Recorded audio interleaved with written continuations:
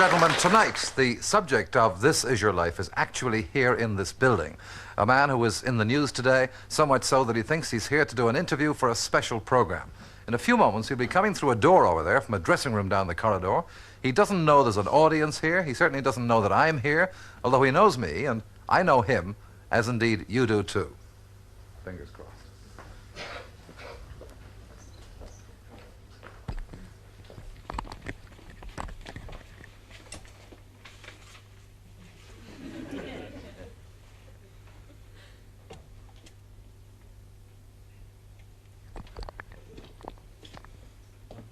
Good evening, Henry. Come in.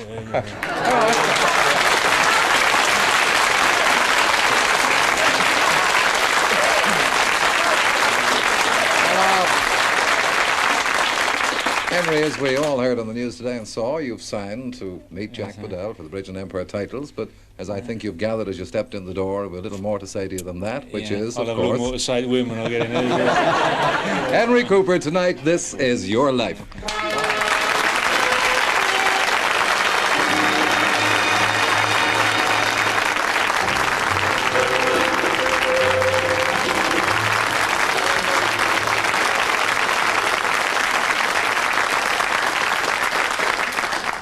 I want you to sit down there because for once in your lifetime there's no point in fighting back, Henry. And the first greeting to you tonight comes from 3,000 miles away, from Cleveland, Ohio, the voice of one of your greatest admirers, Muhammad Ali. Hello, Henry. You're getting old, you old man. You were not fast enough on your feet that time. I'll be back to talk to you later. You will indeed.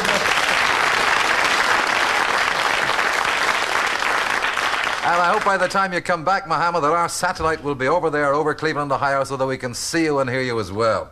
Never mind, but first of all, Henry, I want to give a ringside seat tonight to the people who are your closest people and who've been in our secret for weeks. The Cooper family, beginning with Dad, Harry Cooper. And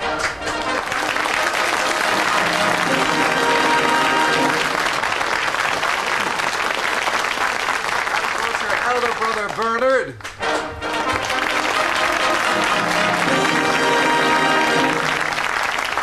Twin brother George.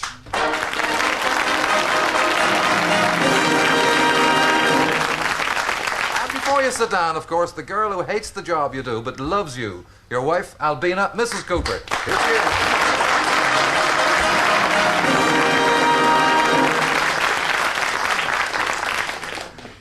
Well, there you are. And I'm only sorry that your mother, Mrs. Lily Cooper, can't be here, but as you know, she's laid up with flu, but in fact, she's watching you here tonight from the home in Margate that you bought for your parents just 3 years ago. I hope you get better very quickly, Mrs. Cooper. Tonight, ladies and gentlemen, this is the story of the gentle champion, a professional in a hard and punishing sport whose qualities as a man have won him love and admiration well outside boxing. Now, it was those very qualities, I know, that won him his wife. Because you don't like boxing, Albina, do you? No, I don't. I don't sort of watch boxing, and then he always says to me, I don't see why I worry, because he never feels the punches at the time. But... Yeah, but now, if that's the way you feel about boxing, why, in fact, did you marry a boxing champion? Oh, that's easy, because he's a very nice person and gentleman, and a marvellous husband and a good father.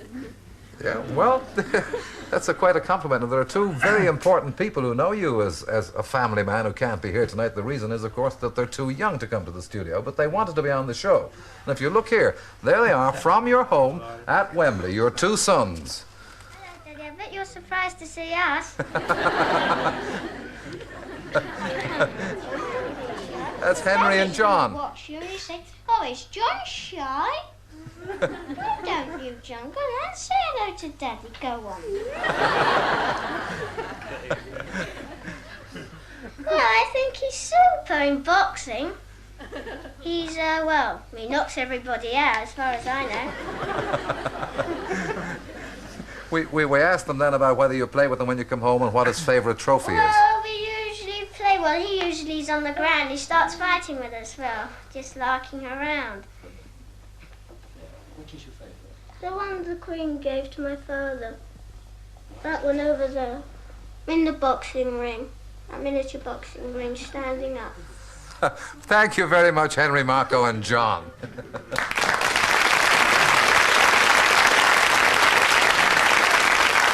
Henry, I know that from talking to you before on another subject, you've got pretty definite ideas about how you bring up children, haven't you? Well, in my own way, yeah. Same way as we was brought up, more or less, yeah. In fact, I know that you've thought a lot about it, and you once said that you took as your guide the best of what happened to you in your childhood. Mr. Cooper, what were they like, the twins, as children? Well, they were good pals, but they used to have a punch-up now and again, you know. All in good fun, like, but we had to step in now and again to stop them. Tell me, what started them off on boxing? Well, I think my mother got them interested. She knew all the old-timers, because my father was an old-time fighter, you know, in the old knuckle days. And she used to tell them all the stories, and I think that got them interested in it. Your dad used box with who? Well, he travelled with Ted Pritchard, who was the middleweight champion of England at the time, for 6 months, sparring exhibitions all over the country with him. And he knew Jem Mace and all of them. Well, obviously the boys took great notice of all this, especially Henry, and I think it was about this time that he began to develop, Bernard, that deadly left hand of his, right? It certainly was. We was quite young at the time, and I was 4 years older than Henry, and quite a bit bigger. I was sparring with him one day, and he caught me with such a beautiful left hook, he nearly put me out, and George had to literally haul him off me to save me further punishment. I never sparred with him anymore after that, anyway. I know when we was kids, I think he must have been about 6 years old, you know. I can remember laying in bed with him and George, and he used to say then, I'll be the champ one day, I'll be the champ, you know. And he was. I remember that then, yeah. And I believe that you, George, you once knocked Henry out. With a bit of help, yeah. A bit of help from whom? A gas stove, actually. What do you mean, the gas stove? Did you throw it at him? Well, my Uncle John bought us a set of gloves, and we put them on and went into each other, hammer and tongs, and he went back, hit his head on the gas stove, and that was him out cold. But Bernard, I think that Henry got his own back on George later on, between the pair of you, that is. Oh, yeah, well, one day when Mum was out, we got Dad's one of his razors, and we gave George an haircut. Well, it was halfway up his head, and we was laughing. We said, don't tell Mum, but because as soon as she come in, he didn't have to tell her, she saw it, and we both got a good wallop for that, you know. But then being twins has got you into a couple of spots, George, hasn't it? Oh, not much, yeah. One day Henry could swim before I could. I'm watching him in the pool one day. Someone threw me in and they wouldn't come and get me out. They thought I was Henry. And I nearly drowned it. I nearly wasn't here. But, Mr. Cooper, that incident with the gas stove where Henry got knocked out with his head, of course, that was the last straw for Mrs. Cooper, wasn't it? Oh, yes. The gloves went away for about 2 years. They never saw them again. And it was, in fact, by this time, the war and the Blitz of London had begun, and your house in Bellingham was hit by a landmine, and you and your brothers were evacuated to Lansing. I gather it wasn't exactly a very happy time. Well, no, going away from, you know, we was only kids. I suppose we were all a bit scared going away, and we was like strange people, more or less, and I suppose the poor woman down there tried to do her best, but we wasn't happy, and we was down there with, I suppose, another 4 kids. I remember a big crowd of us, you know, and, you know. You felt the same, George, I reckon. Yeah, we didn't enjoy it too much. Well, anyway, fortunately, you're soon back to your parents in Stroud, and then shortly afterwards, your old home in Bellingham. Your father is injured in a factory accident, and then later had to go away to the war. Now, for your mother in particular, this is a tough time trying to feed and clothe growing boys on an army private's pay. And do you remember what she had to do to make ends meet? Oh, well, she done several. I think she went out, like, you know, doing scrubbing, housework, and then she went into the school mill, like, you know, serving us with school meals. I suppose that was handy because we got an extra portion, you know. It's not what we could do with it, isn't it? Well, I know that you never forget the sacrifices that your mother made, and indeed, as soon as you and George begin to win prizes as amateur boxers, you persuade your mother to sell them sometimes to buy something for herself. Yeah. I believe, in fact, Mr. Cooper, that you had quite a few canteens of cutlery in the house. I think it was about 11 or 12. We used to put them all on a big table around Christmas time, and some members of the family used to come round and sort out Christmas presents, which was to our benefit. Henry said, sell them and keep the money, I don't want it. Well, you might never have won those canteens of cutlery or those prizes, or become what you are today, if a wartime fireman, this is an extraordinary story in London, had not stopped one day to watch you at the age of about 9, having a sparring match on Bellingham Green. Now, he's 75 now. You haven't seen him for 25 years, but he's here tonight, and he's Bob Hill.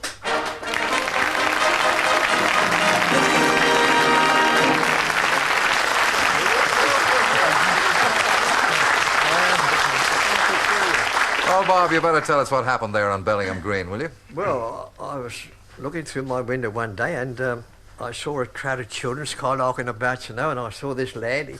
He sparred up, you know. I thought to myself, well, he he got something good there, so I went round to his home and took him round there. And I went in the scullery there, and there was his mother and father sitting in the corner there. I said, "You going to let this boy go boxing, eh?" He wants some boxing lessons, see? And his old dad sitting in the corner, and they opened, she'd say yes, you could see it all over his face, you know. And after haggling for about 2 hours, she said yes, only on one condition, that they never fought one another. So, after waiting for her decision, I took them straight down there, and they haven't looked back since. And they've been a credit to everybody all concerned. We have indeed, and you've got a great eye on your head. Thank you very much, Bob Hill.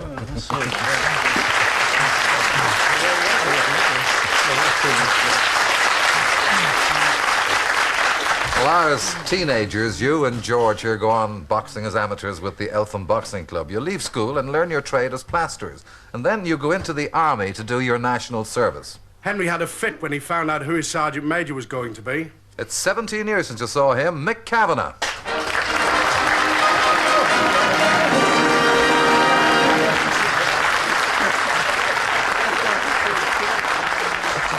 Mick, tell us why the shock when Henry found out who was the sergeant major. Well, a few months before Henry joined the army, my club, Birkenhead Boxing Club, were boxing Eltham. And the Cooper twins, George and Henry, didn't have an opponent. So I volunteered, and Henry was the choice. How old are you then? I was 34, he was 17. Well, tell me, how did you get on? I didn't. The first round, you know, very, very fast. And by the end of the first round, I was really blowing hard. I went back. I had 2 very small seconds, a flyweight and a bantamweight. And I came out for the second round after listening to all the very good advice. And I was met with a left jab and found myself on the seat of my pants. So I thought, aye, I'll watch that left hand.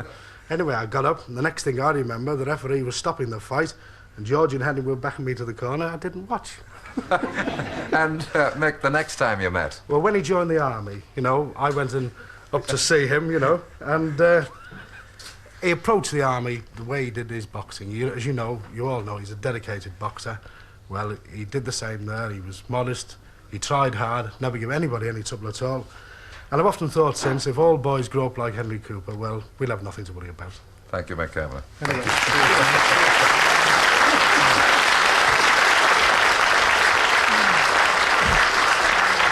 Well, in the army, Henry Cooper, who had already become the youngest ever Amateur Boxing Association light heavyweight champion, won his second ABA title and the Army and Imperial Services twice. And here he is at Wembley in 1952. Championships at Wembley, with Cooper of Eltham slogging out the light heavies final with McLean of Scotland. Max, the one in the darker vest, who just missed with that right. And now it's Cooper swinging away.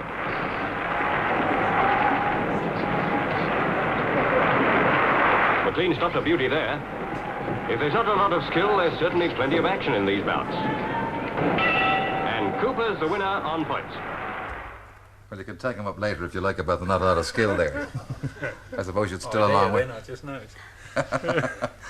Anyway, a hard and deadly puncher in the ring, this fellow, but modest and gentle outside it, but certainly not foolish. And I want to just give you a quote, Henry, that I've only heard once before, and I don't know whether you know who. I'd never heard it before from anyone else, but it said that you refuse to believe in the tales of Hoffman. Well, I'll tell you who said that. He's your manager, who's guided you to British, Empire and European championships, one of the great characters of boxing, Jim Wicks. You're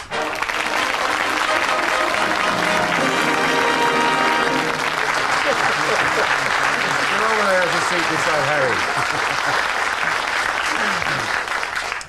You're in trouble afterwards, Jim, but let's forget about it for now. Tell me, how did the tales of Hoffman and the opera get mixed up with boxing?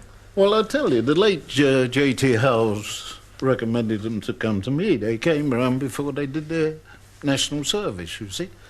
So I said, have you done your national service? They said, no. I said, we'll go in as amateurs, and then if you fancy turning pro, come and see me. Well, that was the mistake I made.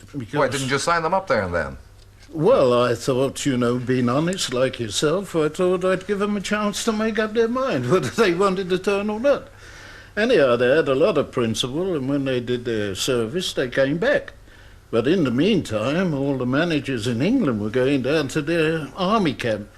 promising them the crown jewels if they signed up with him and telling them the tales of Hoffman. And anyhow, they had a lot of principle. When they finished, they came round to me. And we signed up on television. Now you know what the tales of Hoffman mean in that parlance. What about the early days with them, Jim? Did you have any problems with them being twins? Twins, they used to make it so awkward. They'd wear the same ties, the same shoes, the same suits. I used to be talking to Henry for George and George for them. But for a fortnight I was doing it. And, of course, he's got a little bit taller since, you know. Now I can tell him in his sleep, but I couldn't in those days. Thank you, Jim. Well, out of the army, Henry Cooper did three things. He went back to the Council House at Bellingham, went back to being a plasterer, and turned professional boxer. And then came the night of his first professional fight. That was at Haringey Arena on the 14th of September, 1954. Can you remember how you felt that night of your first pro fight, Henry? Well, naturally, you know, on edge, and naturally you want to, you know, do good, and you was hoping that you was going to do good, you know, but all very nervous, I suppose, you know. Yeah. Was that, or was it later in your career, I believe, that you composed a special prayer of your own? Oh, I can't remember that. You'll have to refresh my memory over that, Ivan. I haven't got a note of the prayer, but I'll pray that I remember it, or someone will tell me later, but somebody did tell me earlier about that. Anyway, that particular first night, the first man you met, have you ever met him since? Well, never since. I know it was Harry Painter, but I've never met him since. You haven't, but you're going to meet him again for the first time after that one and only meeting. Harry Painter it is. Come in, Harry.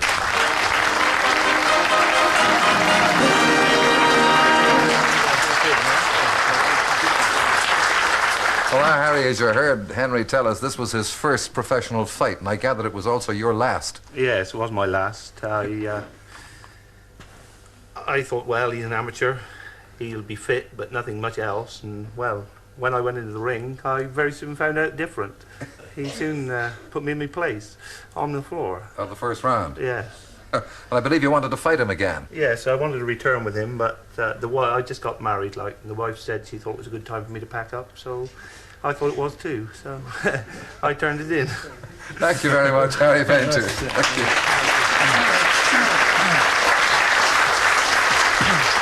Well, I don't know, Harry, what you were paid for that night, but I know the twins between them got 65 quid. Mr. Cooper, tell us, what did they do with that purse, their first purse? They bought us a television set, the first television set we'd had. If they hadn't have done, perhaps we wouldn't have had one now. Well, that win over Harry Painter saw Henry Cooper on the long climb to the top. But in 1956, there were 4 bad defeats which had the press writing him off and actually beseeching him to retire. Did you, in fact, during that year, think seriously of retiring yourself? Well, naturally, I suppose, you know, your confidence was shaken a little bit because I thought I was doing everything I should be doing and I was doing in the gym what I thought I had to do, but nothing would sort of come out right in the ring. And so I had 4 bad defeats, but Jim sort of had confidence in me and he said, well, we'll go to the continent, and that's what we did. And you didn't retire, obviously, as we all know. Not only that, but he hauled himself off the floor of his career, and on the night of January the 12th, 1959, he beat Brian London to become the British and Empire heavyweight champion. The following year, you married Albina. Now, Albina, as you told us earlier, you don't like boxing, so will you tell me how you meet and marry a boxer? Yes, I was working in my uncle's restaurant. I was a waitress in Peter Mario's, and Henry used to come in with Uncle Jim. And he always used to have orders with escalope and spaghetti, and one evening he asked me he asked me out, and I thought he was kidding, you know, but he came the next evening. He came in all dressed up, and there I was working, and he sat at the table. I went up and asked him what he wanted to eat. So he said, I thought we were going out. I said, oh, I thought you was kidding. So he ordered an omelette and we went out all mad, and then he never came near the place for about 3 weeks, so I thought I had miserable it. man. But when he came 3 weeks later, you did go out with him. I made sure I did, yes. And so came marriage, 2 fine children, and a career that took you steadily upwards. You win 3 Lonsdale belts outright, hold the British title for longer than anyone, and are awarded the OBE.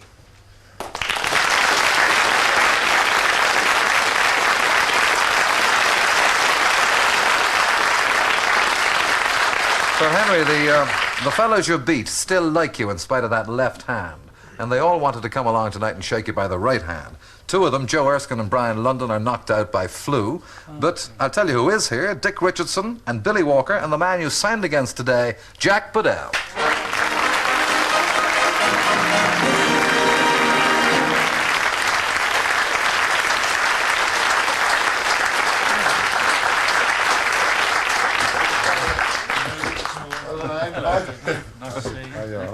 Hello, Bill. Billy, Jim. I believe that when you started your career, Henry here was a bit of an idol to you, wasn't he? Yes, I was a novice amateur when Henry won the championship, and I thought, well, that old man will be finished by the time I'm ready, but he's still going very strong, as I know. And Dick, when you that famous fight in Fourth Call, you thought you had it all buttoned up, didn't you? Yes, well, I had him down on deck in the 5th round, like, you know. And he got up and hit me with the greatest left hook you've ever seen, mate. No, I didn't get up. But I've always tried to coax him to play rugby because I know I could do him at that. And Jack, when you came up there now, you shook hands with Henry. I reckon that's the last time you're going to shake hands with him between now and March 24th. Yes, the next time I was trying to knock his block off. But, you know, after the fight, immaterial who wins, I still have the same respect for Henry. I think he's been a good man for the job. He's a family man, and he's been a credit to the game. Thank you very much, Jack. And there's one boxing friend of yours, Henry, who's not here tonight. Not exactly a heavyweight. He's 5 foot 5.5 inches, weighs in at 8 stone 2, and he'll be 14 tomorrow. Come in, Archie McAteer.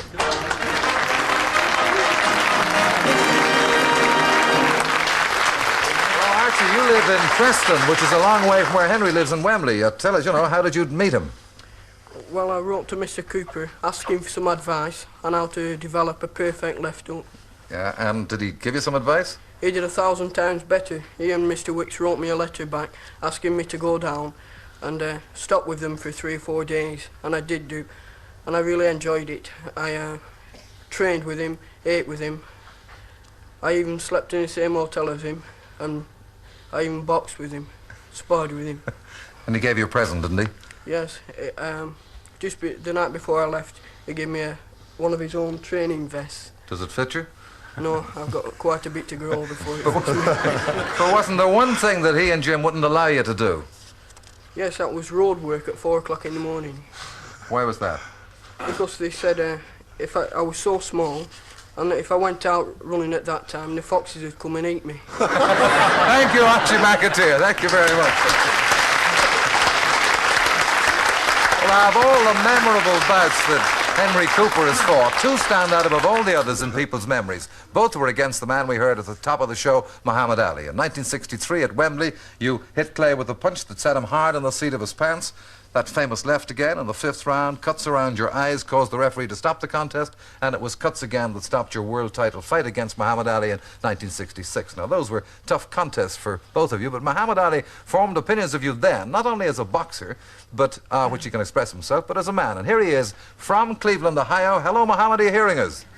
Fine, how are you doing? Fine, nice to hear from you again. I know that you should be in another part of Ohio now at a very important luncheon, but when you heard it was Henry, you said they can wait. Why? Yes, they had a big luncheon here. We're promoting the Rocky Marciano fight, which will be seen there in England Wednesday coming. About 500 pressmen are waiting, and this conflicted with Henry Cooper's life story, so I told him they'll just have to wait. I have to talk to my man, and I also wrote a poem for Henry, and it goes like this. Henry, if they ever have a This Is Your Life for me, I hope they bring you around, because you're the only man that's really knocked me down. You're pretty fast. You have a good left hook. Henry, you're not as dumb as you look.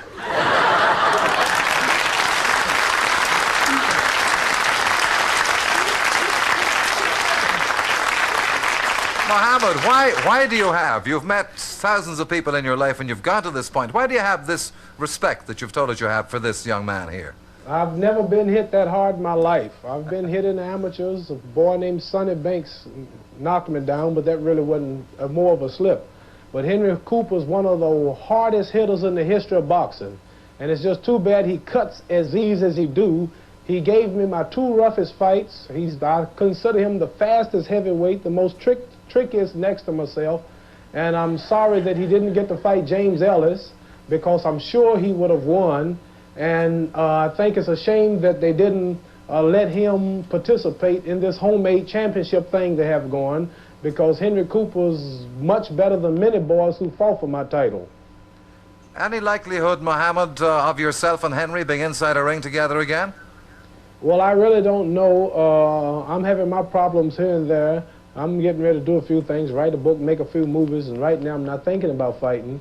But I'm getting a little old now. I'm starting to shave, and I don't think I can stay around as long as Henry Cooper.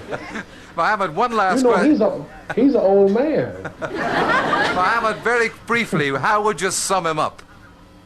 I sum him up as a great fighter, one of the best of all time, but I don't think he never had the chance to really prove himself, because during his best fights, the cuts opened up on him, and that stopped the fight. And out of the ring, I've met him at press conferences. He seems to be humble. Prestige hasn't gone to his head, and he's a humble, nice, gentle fella, and I like him. Thank you, Mohammed. What more can I say? The gentle champion, Henry Cooper, this is your life. Thank you, Mohammed.